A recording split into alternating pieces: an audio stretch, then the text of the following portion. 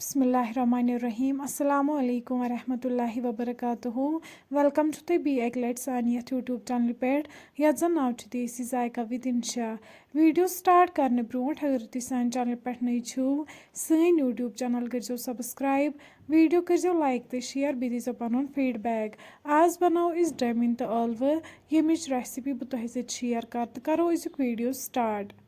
Recipe बनाने खतर allow Yemen तुलो गो दिल असल पे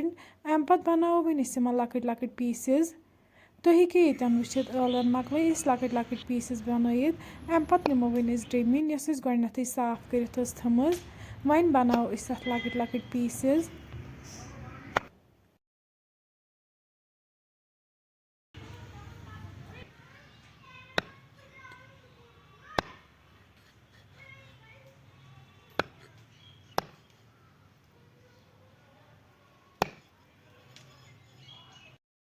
पीसेस युथु मकलो बनत अम पे थो वन दानस पे प्रेशर अत मज त्रो वन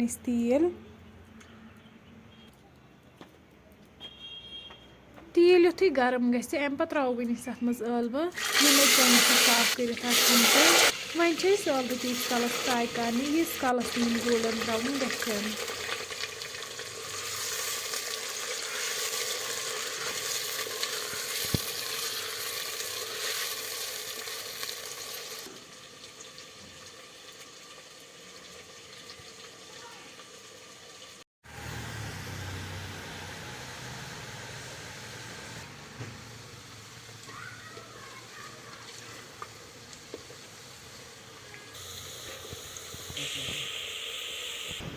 तुम हेको ये वुचित अलव फ्राई गम अम पे कड़ो वन अकिस प्लेटस मज नबर अम पे त्रो वन तिलस मज सब्ज ٲल बड़ ٲल दालचीन बी त्रो वन अत मज गंड ये गोक न्युक न्युक कर थोमुत वन गंड असल पे फ्राई कर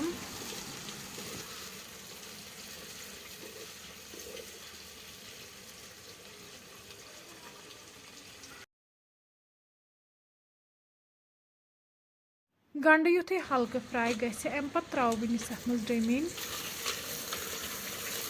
वन डमिन तीस कलस फ्राई कर यीस कलस नी तेल वापस दियो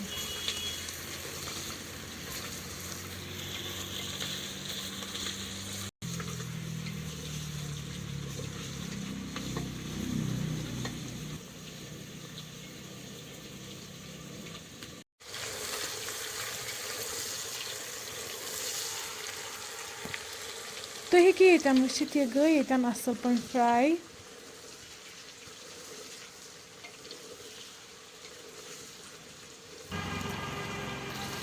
अम पे त्रो वन अत मज आब गिलास ओड बी त्रो वन अत मज मरचंगन चमचे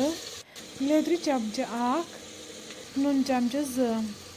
वन करोक सारी मसाल ये असल पे मिक्स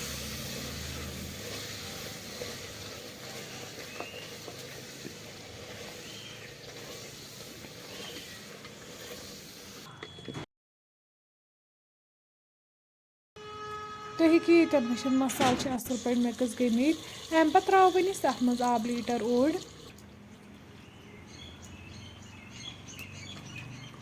बी त्रो वन अत मज लास्टस गरम मसाला चमचे वन थो पे ठांड तीस कलस अत ग्रेक यह 5 मिनट बाद तुलो वन ठांड थोद तुम हेको वुचित अत आय ग्रेक अम पे करो वन लिड बंद दिमहो 2 to 3 विसल यीतिस कलस डमिन सॉफ्ट गि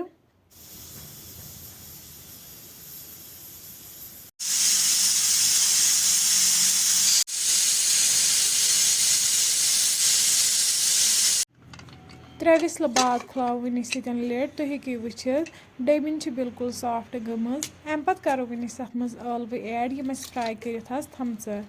यम करो अत असल पे मिक्स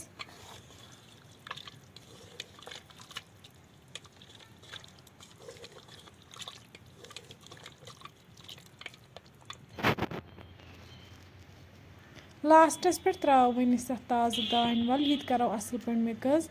अम पे थो वन लगभग 5 मिनटन दानस पे यीस कलस अमिच ग्रेवी कम गि फ्रेंड्स रेसिपी बिल्कुल तैयार अम पे करो वन गर्मा गर्म सर्व बतस अगर तुम सोन वीडियो पसंद आमुत सन यूट्यूब चैनल करो सब्सक्राइब ویٖڈیو کٔرۍزیو لایک تہٕ شِیَر بیٚیہِ دیٖزیو پَنُن فیٖڈبیک. اللہ حافِظ.